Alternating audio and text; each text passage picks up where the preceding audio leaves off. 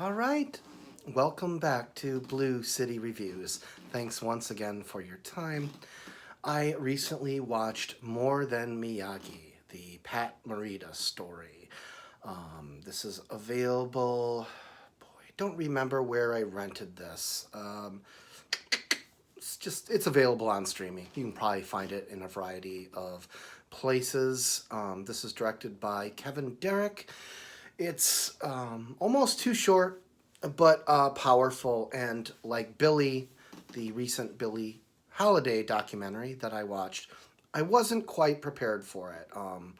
I like to consider myself a pretty savvy fellow when it comes to the subject of like movie stars and directors and their backstories and what they were like because I've spent my life researching the industry and have actually gotten a hold of a lot of people in the industry, and you'd be surprised what you can learn when you're not trying to benefit financially from it. People will be more willing to talk to you. But I didn't know that much about Pat Morita at all, and this was kind of a devastating documentary. Now, I might just be a little green. Perhaps there are fans of the man that were well aware of all of this beforehand, but I did not know that he was a partially successful comedian.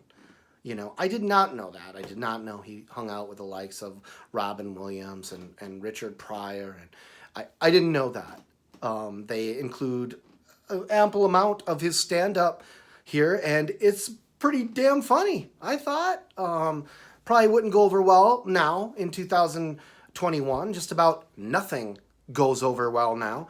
But I would say that he seemed to have a lot of talent as a comedian. The documentary delves into his history on Happy Days a tad and the Happy Days spin-offs. I haven't seen much of Happy Days, but it was interesting, to see how he sort of managed to work a career out of that little bit role.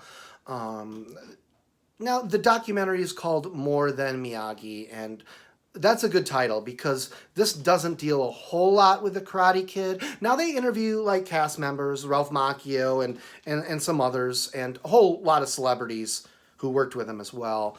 But man, the Karate Kid is, they talk about it for like 15, maybe 20 minutes, and that includes the original trilogy. I mean, they don't talk about 2 and 3 basically at all. They talk about the Hilary Swank film. Was it the fourth one? The Next Karate Kid, terrible film.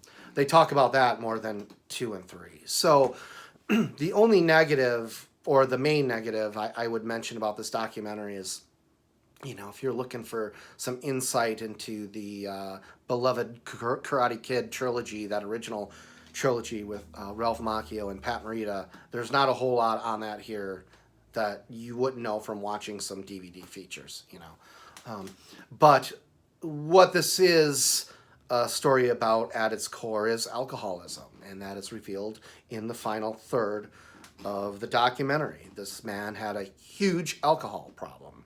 And for people who have never been around an alcoholic, like on a daily basis, like for people who have never lived with an alcoholic or who have never had somebody they have loved who drinks from the moment they get up to the moment they go to bed, it's hard to explain what a fully functioning alcoholic is because people can live like that for a long time and carry on very, very successful careers. In fact, there's a reason that alcohol has been around so long, and that's that at first, in particular when you're young, but overall at first when you start drinking, it's like this huge energizing drug if you're a creative person.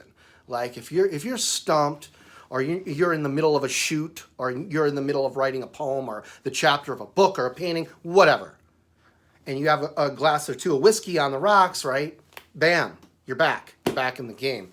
And when you first start drinking, more so than ever, it's almost like you feel way more creative than you ever have before because all this stuff that you haven't thought about is firing, right?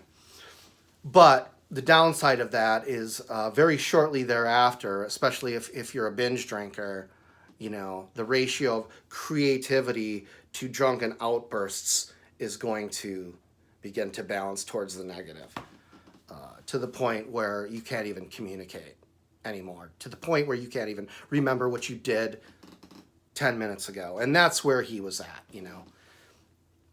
He could live like this, he could function like this up to the point where he couldn't. And then he was a drunk on the steps, existing like a homeless person, as his wife put it.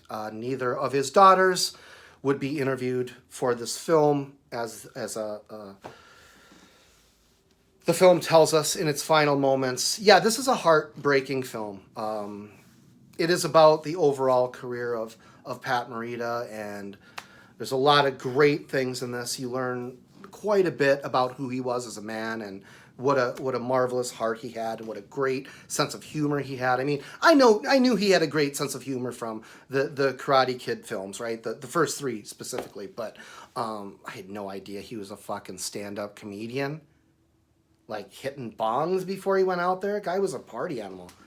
Shit's crazy. So yeah, More Than Miyagi, the Pat Morita story. I recommend it, but like Billy, like the Billy Holiday documentary, just know it's, you know, you're not necessarily going to feel the same way that you did about the man beforehand if you didn't know anything about him. So anyways, thumbs up, and thanks once again for watching Blue City Reviews. We'll talk to you soon.